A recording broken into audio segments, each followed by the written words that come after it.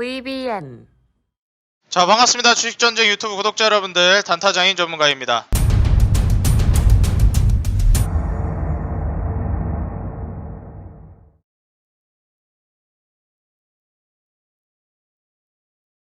자, 오늘 영상을 통해서는 우리 구독자 여러분들에게 정말 빠르고 집중적으로 핵심적인 이제 재물을 보는 방법에 대해서 말씀을 드리려고 합니다. 사실 뭐 여러 가지 이제 재물을 자세하게 뜯어보는 방법들이 있겠지만, 그러한 부분들은 나중에 조금 더 사연에 대해서 왜 이 기업이 이러한 식으로 이제 됐을까라는 거에 대해서 좀 찾아볼 때나 보는 것이지, 사실 좋은 기업을 선정하고 내가 이제 쭉 들고 가서 수익을 낼 만한 기업을 찾는 데 있어서는 가장 핵심적인 몇 가지만 봐도 이 기업이 앞으로 좀 올라갈 만한 기업인지 아니면 떨어질 만한 기업인지, 그리고 기업의 어떻게 보면 특징이라든지 성향 자체를 어느 정도는 좀 볼 수가 있습니다. 물론 100% 그런 건 아니지만 합리적인 추론을 통해서 우리가 이제 그 기업을 어느 정도 색깔을 볼 수가 있다라는 거예요. 좋은 기업인지, 안정감 있는 기업인지, 느리게 움직일 기업인지, 좀 위험하지만 빠르게 움직일 기업인지, 이러한 부분들을 우리가 유추해 볼 수 있기 때문에 좋은 기업을 고르는 종목 발굴법에 대해서 필수적으로 우리가 이제 재물을 볼 때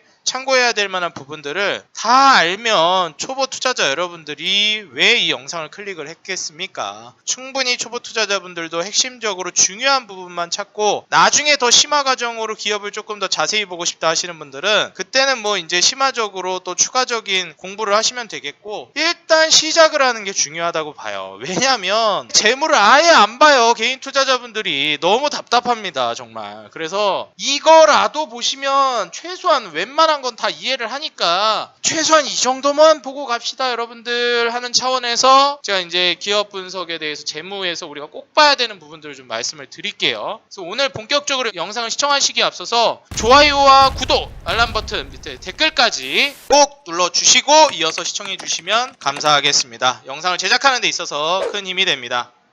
자, 일단 첫 번째로 저는 이제 키움증권을 사용하고 있는데요. 기업 분석을 통해서 우리 구독자 여러분들이 한번 쭉 보시면 되는데, 다른 증권사도 마찬가지입니다. 뭐 동부증권이나 아니면은 정 모르겠다 못 찾겠다 하면은 그냥 네이버 증권 들어가도 돼요. 지금 뭐 비즈니스온이 떠 있는데 비즈니스온을 이제 보시게 되면 뭐 네이버 증권 들어가셔가지고 비즈니스온을 치면 밑에 기업 실적 분석이 나와요. 이제 더보기를 클릭을 해보시면 여기서 좀 자세하게 볼 수가 있습니다. 여기 이제 전체로 파이낸셜 서머리라고 이렇게 나와 있는데, 여기 이제 키움증권 기업 분석에도 마찬가지예요. 밑에 내려보시면 파이낸셜 하이라이트라고 되어 있어요. 뭐 서머리나 하이라이트나 뭐 그게 그겁니다. 여기도 전체를 누르면 애뉴얼 실적, 그러니까 연간 실적이 나오고요. 넷쿼터라고 그래가지고 분기 실적이 나와요. 전체를 누르면. 그래서 한쪽에는 애뉴얼, 한쪽에는 넷쿼터가 나오는데, 솔직히 2018년 이전의 연간 실적도 궁금하잖아요. 그리고 여기 2021년 12 그리고 가로치고 2라고 되어 있는데, 2021년 10이라고 되어 있는 거는 12월 달 실적이 아니라 보통 이제 결산법인이 이제 12월로 해가지고 가는 거기 때문에 이렇게 하는 겁니다. 예를 들어서 분기 실적을 계산하는 게 1, 2, 3 이렇게 1분기, 4, 5, 6, 2분기, 7, 8, 9, 3분기, 10, 11, 12 이렇게 4분기로 하잖아요. 그래서 12월을 끝내고 나서 한 해가 마무리되기 때문에 1년간의 실적을 할 때 이제 2021/하고 12하고 여기 2라고 되어 있는 거는 갖다 대보면 아시겠지만 추정치예요. 아직 2021년이 안 끝났는데 연간 실적이 나올 수가 없잖아요. 근데 이렇게 2라고 나온 거는 추정치입니다. 그러면 이제 여기서 또 궁금증이 하나 생길 수가 있어요.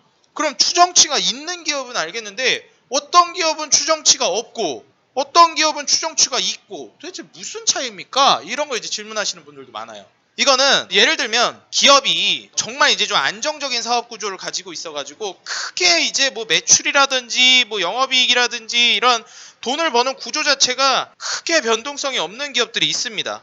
그래서 어느 정도 이 정도까지 캐파가 기대가 된다, 성장성이 기대가 된다 하는 기업들이 있어요. 그럼 그런 기업들은 미리 이렇게 좀 찍힙니다. 어느 정도 예상치가. 근데 솔직히 뭐 경기민감주도 그럴 수 있겠지만 뭐 좀 불안한 기업들이 있어요. 뭐 예를 들면은 기업에 정말 이제 큰 이슈가 생겨가지고 사건이 터져가지고 기업이 한번 휘청이었다가 회복을 했다든지, 적자를 엄청 보고 있다가 이제 막 회복을 했다든지, 아니면 기업이 구조적으로 너무 많이 바뀌었다든지, 이러면 또 뭐 안 나오는 경우도 더러 있습니다. 근데 있으면 이용을 하는 게 좋아요. 근데 없으면 뭐 없는 대로 어쩔 수 없는 거죠, 그런 거는. 그렇다고 뭐 추정치가 없다 그래서 안 좋은 기업이고 추정치가 있다 그래서 좋은 기업이고 이런 건 아닙니다.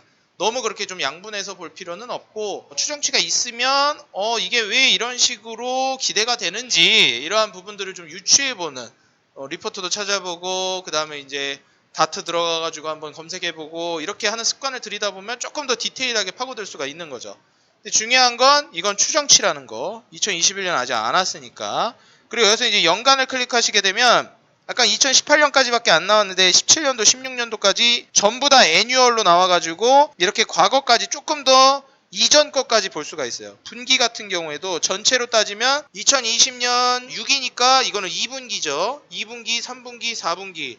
그리고 2021년 1분기 예측치까지 나오는데 분기만 클릭을 하면 이렇게 과거 것까지 이렇게 여러 개가 나옵니다. 네, 이런 식으로 이전 것까지 쫙 나와버려요. 원래 이제 그 전체로 봤을 때는 분기가 2020년 2분기까지밖에 안 나왔는데 이제 2020년 2분기뿐만 아니라 1분기 그 다음에 19년 4분기까지 추가적으로 확인을 할 수가 있는 거죠. 물론 더 전까지 보려면은 뭐 들어가가지고 다 찾아봐야 되는데 솔직히 저도 그렇게까지는 안 찾아봐요. 그렇게 옛날 것까지 뭐 보고 싶지도 않고 제가 막 무슨 막 20년 들고 가는 매매를 하는 사람도 아니고 10년 20년 종목 들고 가는 매매를 하는 사람도 아니고 뭐 무슨 막 18년도 17년도 여기까지 저도 뭐 막 5년 전 6년 막 7년 전 이런 것까지 실적 찾아보진 않습니다. 그래서 전반적으로 이렇게 좀 보는 방법이다라고 말씀을 드리는 거고, 이거 뭐 키움 증권 안 쓰면 똑같아요. 여기 이제 전체라고 하면은 연간 분기 이렇게 해가지고 나오고, 그 여기 이제 연간만 클릭하면 이전 것까지 쫙 나오고 더 확장해가지고 분기만 하면 분기 이전 것까지 쫙 나오고 이런 차이입니다. 그래서 이걸 이제 뭐 키움 증권 안 쓰고 내가 쓰는 증권사에서 어떻게 쓰는지 모르겠다 하면 그냥 네이버 증권 들어가셔서 보셔도 됩니다.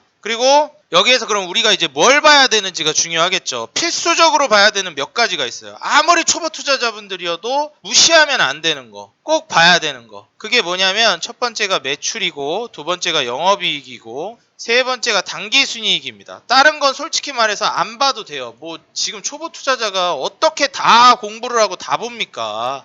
일단 뭐 그것만 봐서는 기업 분석 똑바로 못해요. 이렇게 태클 거실 분들은 그냥 뒤로 가기 누르세요. 예, 지금 내가 무슨 뭐 그거 하는 것도 아니고 그것만 봐가지고 무슨 기업 분석을 합니까? 이렇게 얘기하실 분들은 뭐 그렇게 많이 알고 계시면 예 고급반으로 가가지고 이제 들으시면 되겠고, 저는 지금 초보자분들 하나도 안 보는 분들 최소한 이것만은 봐라라는 거니까 참고해가지고 여러분들 보시면 되겠습니다. 매출, 영업이익, 그다음 단기순이익, 그다음에 이제 보는 게 뭐 자산부채, 자본총계 이런 거 있는데, 솔직히 이런 거 뭐 보는 것도 좋은데 이거를 어느 정도 보는 이유가 뭐냐면 얘가 이제 재무 상태가 조금 이제 안정감 있나 아니면 불안한가를 보는 거기 때문에 그냥 바로 불안한지 아닌지만 보면 돼요. 그럼 뭘 보면 되냐? 부채 비율을 이제 보시면 됩니다. 아래 보시면 부채 비율이 나오거든요. 부채 비율이 초보 투자자분들 같은 경우에는 300% 넘어가는 기업은 웬만하면 안 하는 게 좋고요. 내가 좀 안정감 있게 매매를 하고 싶다 하시는 분들은 가급적이면 부채 비율이 200% 아래로 떨어져 있는 기업을 보시는 게 좋습니다. 그래서 이 부채 비율이라는 게 기본적으로 자본 대비해가지고 부채를 얼마나 가지고 있느냐인데, 지금 이 기업 같은 경우에는 뭐 비즈니스온은 부채 비율이 15%, 뭐 많아봐야 50% 정도죠. 굉장히 현저히 낮은 수준이라고 볼 수가 있겠습니다. 부채 비율이. 그러다 보니까 부채 비율이 100%가 안 되는 기업들은 일반적으로 뭐 그렇게 불안하게 볼 필요는 없다라는 거. 그 다음에 영업이익을 우리가 볼 때 물론 이제 매출도 중요하겠지만, 매출에서 그래서 뗄 거 다 떼고 영업을 해가지고 이익을 얼마나 남겨 먹었느냐가 중요하잖아요. 아니 뭐 매출 많이 내면 뭐해, 다 내 돈도 아닌데. 매출 뭐 여러분들 예를 들어 장사해가지고 핫도그 1억 원어치 팔면 뭐해요. 뭐 핫도그 1억 원어치 팔았는데 막 부대 비용이 막 뭐 여기저기 다 나가가지고 전기세 나가고 막 월세 나가고 하니까 얼마 남아요? 304억 원을 팔았는데 1년 동안 92억밖에 안 남은 거예요. 그러니까 매출은 물론 중요하긴 해요. 캐파가 커지면 당연히 이익이나 단기순이익도 따라오는 경우도 있고, 당장엔 안 따라와도 추후에 따라올 가능성이 생기는 거니까. 그래서 매출액도 중요하긴 한데 훨씬 중요한 게 영업이익이라는 거. 그래서 얼마를 남겼는데 이게 중요하거든요. 그리고 단기순이익이라는 게 있는데, 단기순이익 같은 경우는 진짜 그 기업의 순이익이에요. 영업이익은 얘가 사업을 해가지고 이익을 남긴 거고, 이 단기순이익은 진짜 기업의 이익을 남긴 거예요. 이게 무슨 차이냐라고 생각하실 수 있어요. 아니 그 장사를 해가지고 영업활동을 해가지고 이익을 남긴 거랑 기업이 이익을 남긴 거랑 다를 수가 있냐라고 할 수 있는데, 얘가 영업활동 외에 다른 걸 했을 수도 있어요. 예를 들면 부동산 투자를 했을 수도 있고요. 뭐 예를 들면 비즈니스온 같은 경우는 얘 이제 전자세금 계산서 사업하는 애들이거든요. 그러면 뭐 빅데이터 분석이라든지 전자계약, 뭐 이런 전자세금 계산서 발급 서비스, 이런 이제 주요 사업을 통해서 돈을 버는 애들인데, 그걸 통해서 영업이익을 92억을 남겼는데 당기순이익은 77억이에요. 왜냐하면 뭐 법인세도 나갈 수 있고 금융비용이 나갈 수도 있고, 얘가 또 돈을 번 거 가지고 다른 기업에 실제로 투자를 하는 경우도 있어요. 뭐 자회사를 또 사들인다든지 뭐 이럴 수도 있는 거고, 거기서 당기순이익이 플러스가 될 수도 있고 마이너스가 될 수도 있어요. 근데 일반적으로 영업이익보다 당기순이익이 마이너스가 되는 경우가 있습니다.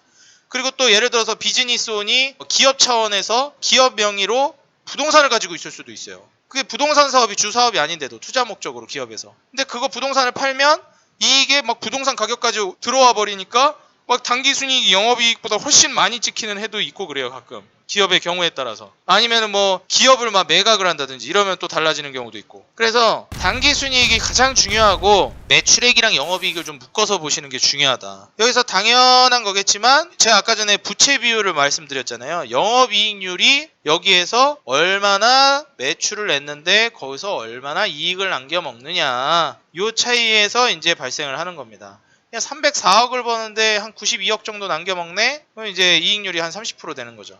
이익률 30%대 나오는 기업들은 다 알짜배기 회사들이에요. 이게 이익률 20% 넘어가는 것도 쉽지가 않습니다. 꾸준하게 막 20, 30% 유지하는 기업들은 일단 좋은 기업이라고 보시면 돼요. 그리고 성장성도 굉장히 있는 기업이고.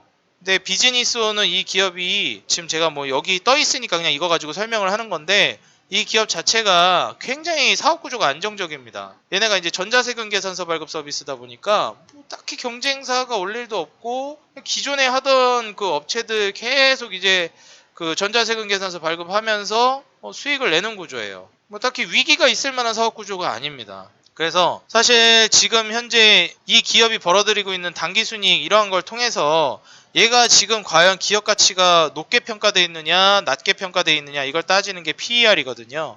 그리고 얘가 이제 보유하고 있는 돈, 이 기업이 갖고 있는 돈에 비해서 이 기업의 가치가 지금 고평가되어 있냐 저평가되어 있냐를 보는 게 PBR입니다. 그래서 보통 기업 분석을 할 때 PER하고 PBR은 꼭 보는 게 좋아요. 이제 PER 같은 경우는 보통 이게 배라고 되어 있는데 배수입니다. 그래서 PER이 15배 이하인 종목들이 일반적으로 저평가되어 있다 그래요. 그리고 PBR이 1배수 이하일 때 저평가라고 많이 얘기하고요. 근데 저는 PBR보다 PER을 조금 더 주력으로 보는 투자자 중에 한 명입니다. 사실 이제 뭐 현금 자산 가치 대비해 가지고 기업의 이제 가치가 저평가되는지 고평가되는지 판단해서 투자하는 대표적인 또 투자자가 벤저민 그레이엄이잖아요. 저 같은 경우에는 사실 이 기업이 얼마나 많은 돈을 갖고 있느냐보다 이 기업이 얼마나 돈을 벌 수 있는 능력이 있고 앞으로 얼마나 더 벌 수 있을 만한 능력이 더 커질 만한 가능성이 있는지, 여기에 좀 더 포커스를 맞추는 투자를 좋아합니다. 저 같은 경우에. 그래서 사실 돈 많은 기업에 투자할 거냐 아니면 돈을 많이 버는 기업에 투자할 거냐, 좀 요 차이라고 보시면 될 것 같아요. 내가 돈을 많이 버는 기업에 투자하고 싶다 하면 PER, 돈이 많은 기업에 투자하고 싶다 하면 PBR, 이게 좀 낮은 거를 보면 되겠습니다. 그래서 이 PER 같은 경우에도 사실상 이제 그 29배로 되어 있는데 일반적으로 15배 이하면 저평가라고 했잖아요. 근데 이걸 좀 여유 있게 주는 경우가 있고, PER을 일반적으로는 15배인데 얘는 사업 구조가 안정적이라 한 30배까지는 줘도 저평가야 라고 하는 경우가 있고, 지주사라든지 아니면 경기민감주들 같은 경우에는 15배가 아니라 한 8배 이하로는 떨어져야 저평가라고 하는 경우들이 있어요. 왜냐하면 경기민감주는 안정적인 사업 구조가 아니고 시시때때로 바뀔 수 있는 불안감이 있는 기업이기 때문에 훨씬 더 이제 시장에서 할인해가지고 가치를 매기는 경우가 많습니다.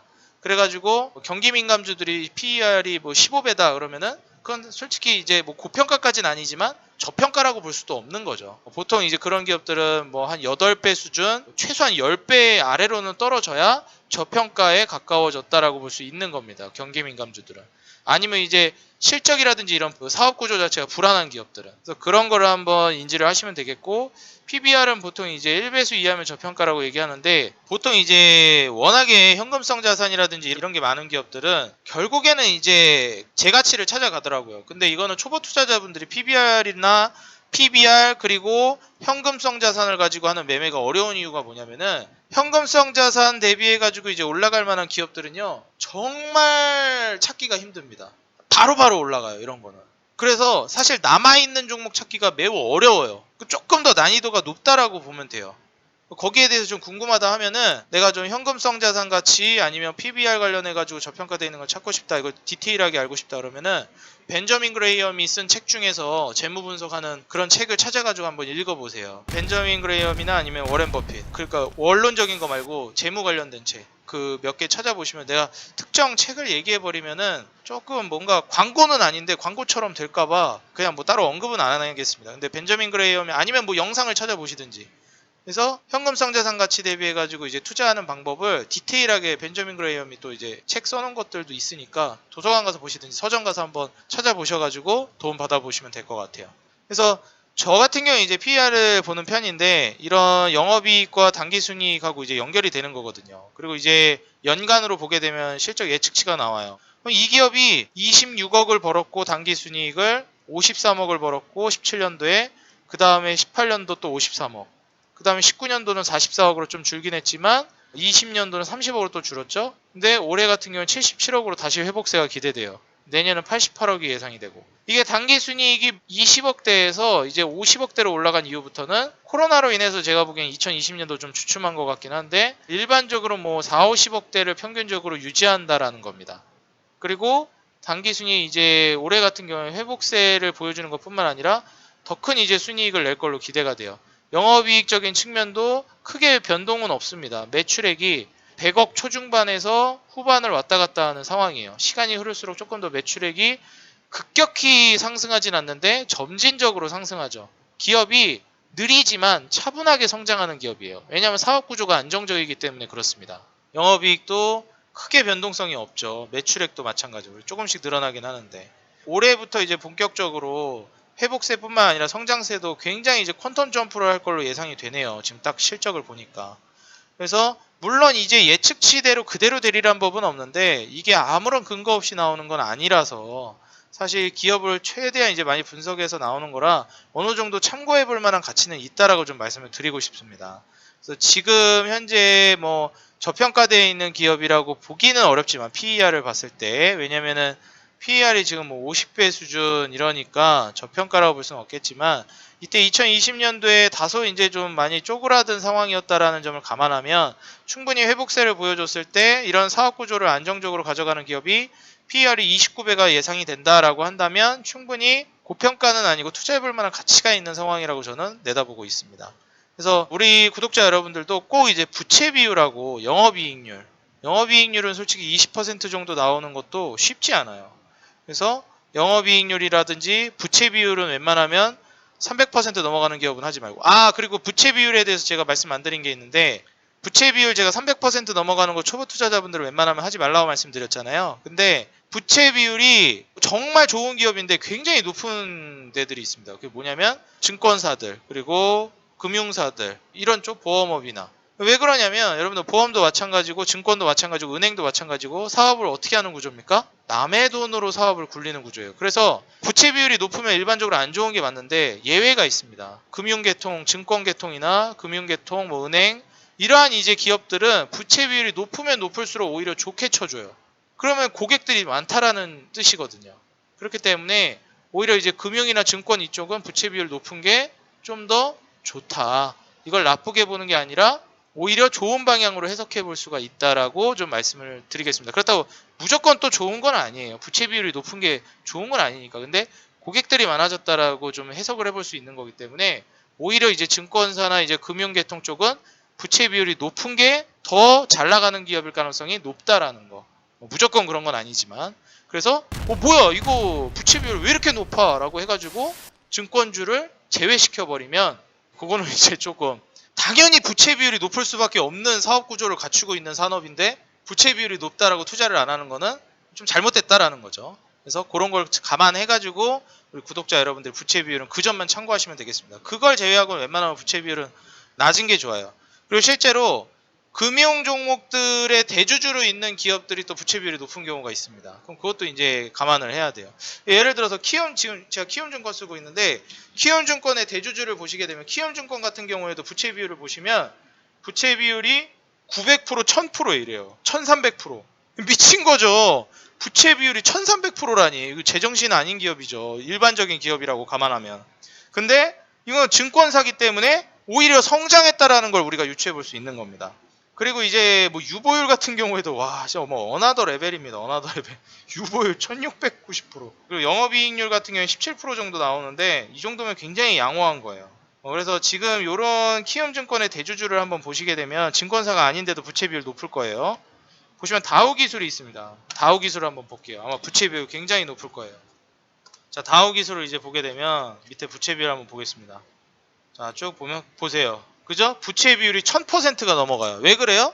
자회사로 키움증권을 두고 있기 때문에 그래요. 키움증권의 대주주이기 때문에. 근데 여기서 보시면 또 놀라운 게 뭐냐면 다우기술의 대주주가 누군지 알아요? 다우데이터예요. 이번엔 다우데이터를 한번 보겠습니다. 자, 다우데이터를 한번 보면 역시나 부채 비율이 1000%대입니다. 굉장히 높죠? 아까 뭐 키움증권 정도는 아니지만 아무래도 이제 대주주의 대주주다 보니까 모회사로 이제 넘어가다 보니까 부채 비율이 높습니다. 그래서 아니 얘는 무슨 뭐 증권사도 아니고 금융주도 아니면서 뭔 부채 비율이 이렇게 터무니없이 말도 안 되게 높아? 라고 해가지고 보면 자회사들이 그렇게 연결이 돼 있는 경우도 덜어 있습니다. 그래서 여러분들이 이런 거를 한번 잘 찾아보고 대응을 하는 게 좋아요. 여기까지 제가 오늘 필수적으로 우리 구독자 여러분들이 좀 봤으면 하는 걸로 매출, 영업이익, 당기순이익, 그 다음에 부채 비율, 그 다음에 PER, PBR에 대해서 좀 말씀을 드렸는데 사실 이게 여러분들 뭐 어려울 수도 있고 쉬울 수도 있는데 저는 별로 어려운 건 아니라고 봐요. PER이 낮으면 낮을수록 돈 많이 버는 기업이에요. 근데 이것도 좀 함정이 있는 게 현재 가치보다 돈을 많이 벌고 있다는 거지 돈을 많이 벌고 있는 건 또 아닙니다. 그래서 얘가 지금 이 기업이 지금 시가총액의 다우데이터가 4883억이잖아요.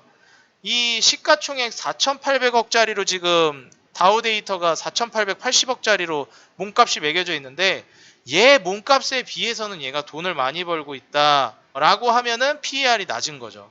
얘는 돈 많이 버는데 시가총액 몸값은 싸네? 4883억이 싼 값은 아니지만 얘가 벌고 있는 돈에 비해서는 싸다는 거예요. 그렇게 좀 보시면 됩니다. PBR도 마찬가지예요. 얘가 돈을 많이 갖고 있는 건 아니야. 돈을 많이 갖고 있는 건 아닌데 근데 얘 시가총액과 비교하면 많이 갖고 있네. 이런 겁니다. 그래서 우리 시청자 여러분들이 그러한 부분들을 어느 정도 챙겨보시면 좋을 것 같다. 좀 조언을 드릴게요. 그래서 오늘 영상은 여기서 마무리하도록 하겠고요. 오늘 영상이 도움이 됐다 하시는 분들은 좋아요와 구독, 알람 버튼 밑에 댓글까지 꼭 달아주시고 우리 개인 투자자 여러분들, 우리 구독자 여러분들 모두 재무 최소한은 체크하면서 성공 투자하고 너무 위험한 투자는 조심하시는 게 어떨까 좀 말씀을 드리면서 오늘 영상 마무리 짓도록 하겠습니다. 최근 증시가 어느 정도 회복세에 들어서고 있는 모습인데 우리 구독자 여러분들도 모두 좋은 수익, 큰 수익 내시기 바라겠고요. 오늘 영상은 여기서 마무리하도록 하겠습니다. 지금까지 개인 투자자 여러분들의 수익 그 하나만을 위하여 노력하는 단타장인 전문가였습니다. 감사합니다. 다음 영상에서 뵙겠습니다.